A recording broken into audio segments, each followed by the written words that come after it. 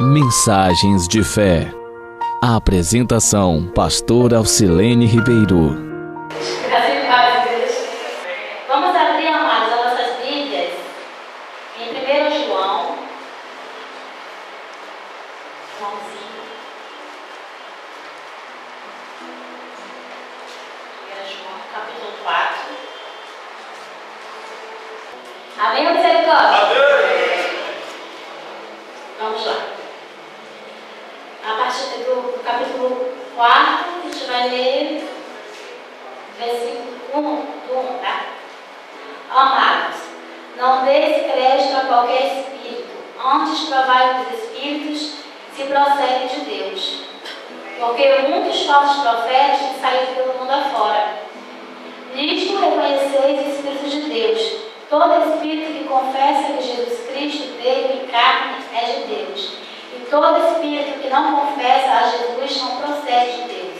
Pelo contrário, este é o espírito do anticristo, a respeito do qual tens ouvido que vem e presentemente já está no mundo. Filhinhos, vós sois de Deus e tendes vencido os falsos profetas, porque maior é aquele que está em vós do que aquele que está no mundo. Eles procedem do mundo, por essa razão falam da parte do mundo, e o mundo os ouve. Nós somos de Deus. Aquele que conhece a Deus nos ouve. Aquele que não é da parte de Deus não nos ouve. Nisto reconhecemos o Espírito da verdade e o Espírito do erro.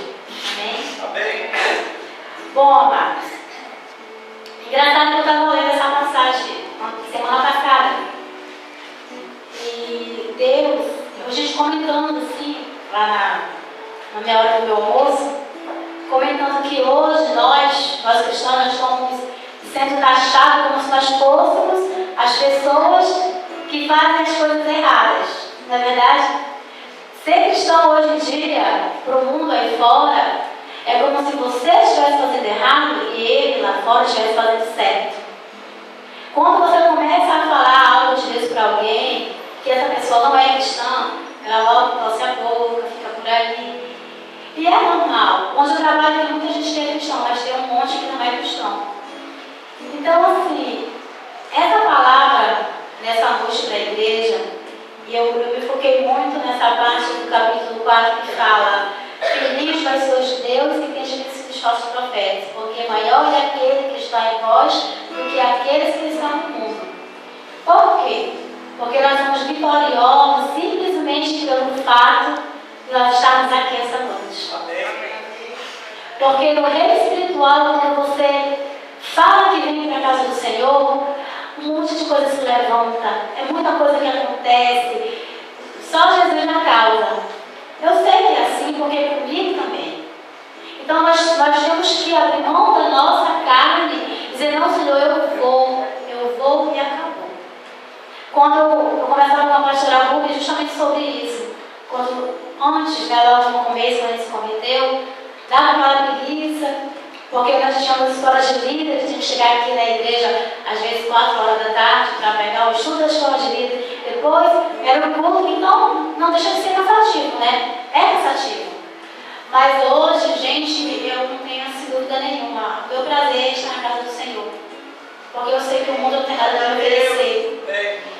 Não que eu deixe, Alcilene, tu não vai passear no shopping, vou. Alcilene, tu não pode mais para o aniversário, eu posso. Mas a minha prioridade hoje é o quê? É a casa do Senhor. Eu posso fazer tudo depois que eu participar das coisas de Deus, porque tem que ser a coisa primeira na minha vida. As coisas do Senhor tem que ser o principal da nossa vida. Depois vem o resto. Depois vem a pizza com os amigos. Depois vem, vamos dizer, a confraternização familiar. Porque Deus tem que ser algo mais precioso na nossa vida. Nós temos que vencer o mundo, porque maior é o que está em nós. E que é o que está em nós? Nós temos que parar e analisar. O que está em mim? Será que eu estou cheia de Deus na minha vida? Ou será que o mundo ainda está me dominando? Porque a Bíblia fala: onde está o teu tesouro, aí está o teu coração. Se a casa do Senhor passa a ser o teu tesouro, passa a ser a coisa mais importante para ti, você não vê barreira de estar aqui. gente. Você vem, você faz.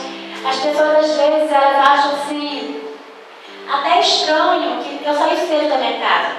A gente sai lá de casa 10h30, 2h. O pessoal já vou. Principalmente quando chove. Por conta do problema que a gente está tendo, mas eu creio no Senhor Jesus que Ele vai resolver. Porque já veio na minha mente, não, cara, choveu, deve estar tudo molhado. Então eu venho, é um esforço, gente. Você trabalha a semana inteira, aí eu trabalho até sábado. No domingo, entre aspas, era fazer o meu descanso, não é isso? Mas o Senhor tem preenchido, graças a Deus, assim, o meu tempo todo. Por quê? Porque Ele é maior em mim. E eu abro mão das coisas do mundo para fazer as coisas de Deus. Eu abro mão da minha carne. Muitas vezes daquele cansaço, você acaba desfalecendo, gente, porque nós somos seres humanos. Até as máquinas, eu costumo falar, até as máquinas quebram. Precisa lá de um óleo, precisa de um conserto. Imagina nós, né? Mas assim, se nós colocarmos na nossa mente, principalmente no nosso coração, que o principal da nossa vida tem que ser Deus, porque tem que ser Ele. Porque se não for assim, você não tem força para vir. Você não tem força. Se Deus não for o alvo principal da tua vida, tu não tem força para estar na casa dele. E Deus, graças, eu agradeço muito ao Senhor todos os dias, porque cada vez mais eu tenho aprendido com Ele, porque cada vez mais Ele tem se fortalecido na minha vida, porque cada vez mais eu vejo que eu estou firmada na rocha, porque acontece confusão, eu estou ali. É que eu não saio de ninguém mentira. Porque Deus Ele é maior na minha vida. O inimigo vem, o inimigo aponta, pessoas falam, mas porque tu está assim? Eu estava conversando com o apóstolo que, por eu não ter passado na minha prova de Detran, na minha aula de direção, as pessoas me apontavam como se Deus tivesse a obrigação de me abençoar. Como se fosse a obrigação dele, não, pega auxílio no carro, vai lá dirigir, pega a tua carteira. Eu fiquei, claro, você fica triste, né? Porque é um investimento e não é barato. Não é barato. E eu fui fazer as provas, tudo, acabei que passei. E os cristãos, que se dizem cristãos, que apontaram dele. Ah, mas você é evangélica, por que Deus não te abençoou? Eu disse, olha, gente, porque Ele não quis.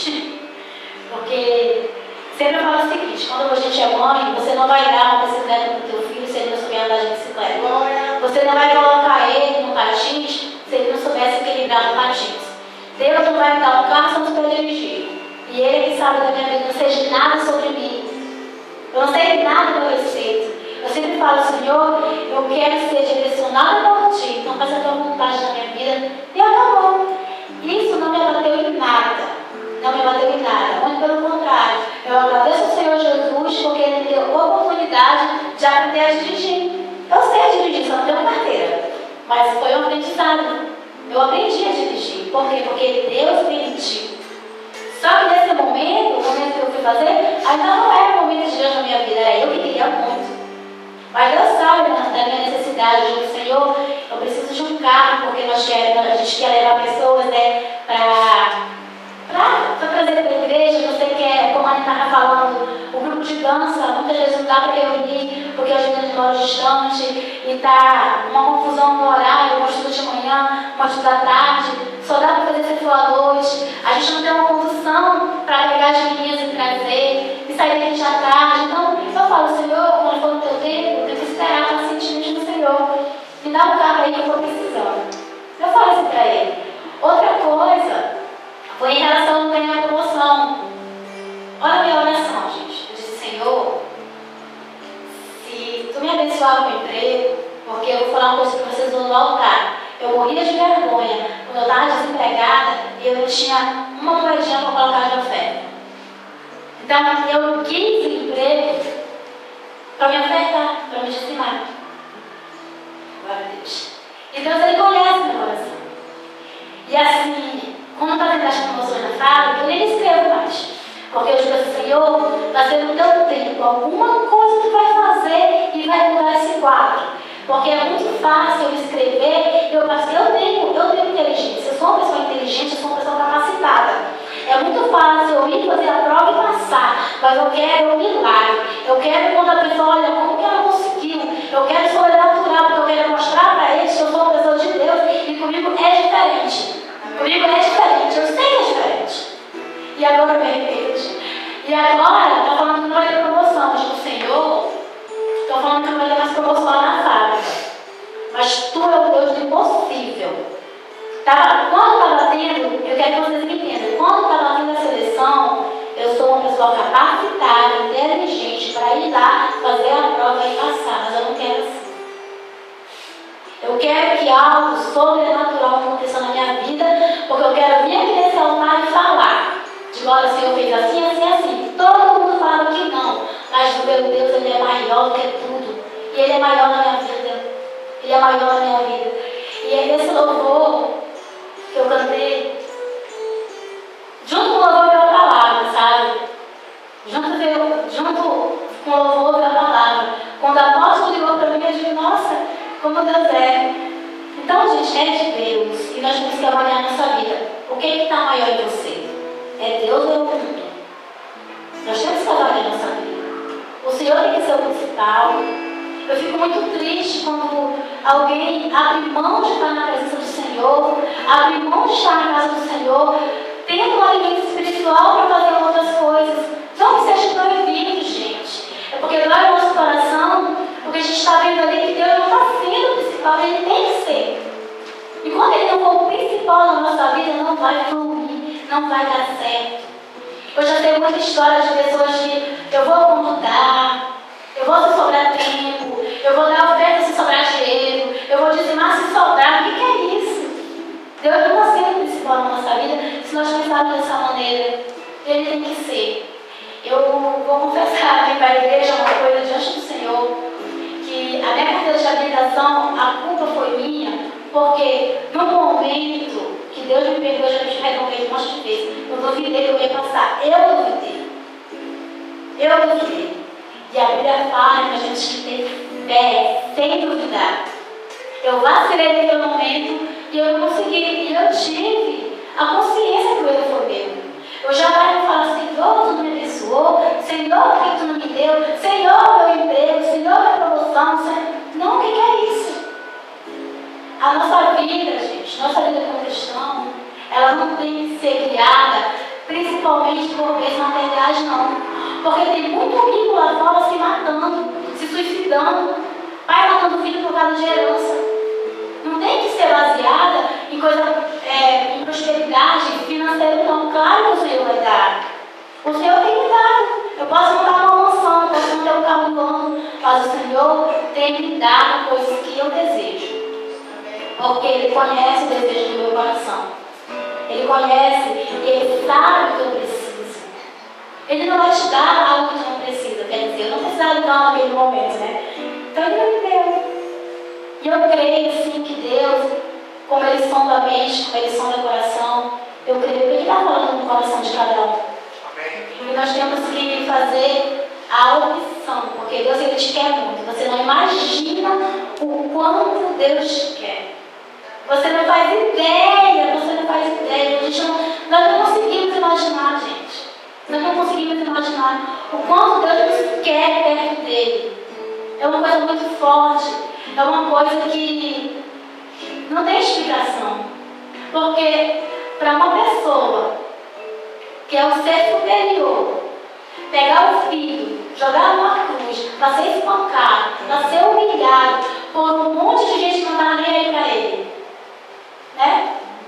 E muitas vezes nós não abrimos mão da nossa direção, do nosso lazer para estar na casa do Senhor. Eu digo, Senhor, eu não quero nada além da tua presença.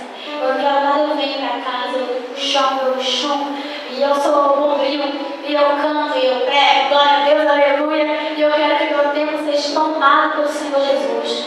E eu falo isso para ele, Senhor, eu quero que tu tome meu tempo, porque assim eu não vou ter tempo de pensar besteira. Porque assim eu não vou ter tempo de fazer coisas que não agradam a Ele. E eu acho assim que nós, como cristãos, muitas vezes a gente deixa a desejar. Porque quando nós não nos doamos verdadeiramente para a obra, fica aquela coisa bem atrás, né? Tipo, em cima do muro. Uma vez o pastor Lange falou aqui uma história sobre o muro, que ele falou de uma maneira tão assim que eu chorei aquele dia. Vou contar rapidinho, dá tempo? Tinha um muro e tinha uma pessoa em cima do muro. De um lado do outro lado do muro tinha os demônios. Toda vez que ele olhava para o lado dos demônios, era silêncio total. Quando ele olhava para o lado dos cristãos, eles gritavam: Buda, vem pra cá, vem aquele lado todo, é pra esse lado aqui, vem pra cá e tal, aquela coisa toda. Quando ele olhava para o lado do demônio, eles estavam calados. Não falavam. Aí ele ficou: esses caras, pra cá, grita pra cá, ninguém me quer. Aí perguntou assim: ô seu demônio, por que quando eu falo lá com os crentes, eles gritam, fazem barulho e mandam eu pular pro lado deles? Aí o demônio respondeu: porque o muro é meu. Porque o muro é meu. Gente, que coisa, né? Então não existe meio termo, não existe isso. Ou você serve a Deus, ou você serve o diabo, e a Bíblia fala isso. Não tem em cima do muro. Nós temos que realmente nos entregar de verdade para o Senhor. Tá bom, Senhor, toma, pronto e acabou. Que medo é esse, meu Deus? Eu acho isso absurdo. Que medo é esse? Eu tenho assim umas discípulas abençoadas que eu quero levantar assim agora, sacudir a pessoa para fazer a obra junto, porque a Bíblia diz que a terra é grande e o Senhor está recrutando aí quem quer. O Senhor está recrutando trabalhadores. O Senhor está recrutando pessoas. É grupo de dança, é grupo de teatro, é grupo de louvor. Ainda não temos tecladista, mas aí Jesus está aprendendo. É Deus. Então, assim, é o corpo, gente, o movimento. Nós precisamos de pessoas para trabalhar na seara, porque a seara é grande e cansa, né, pastor? A pastora fez assim para mim. Amém? Então, vamos hoje ao Senhor. Na Avenida Pedro Teixeira, número 68, nos altos da Drogaria Santo Remédio, em frente à Praça de Alimentação, Dom Pedro. Comunidade Igreja Apostólica de Jesus Cristo, uma igreja ensinadora.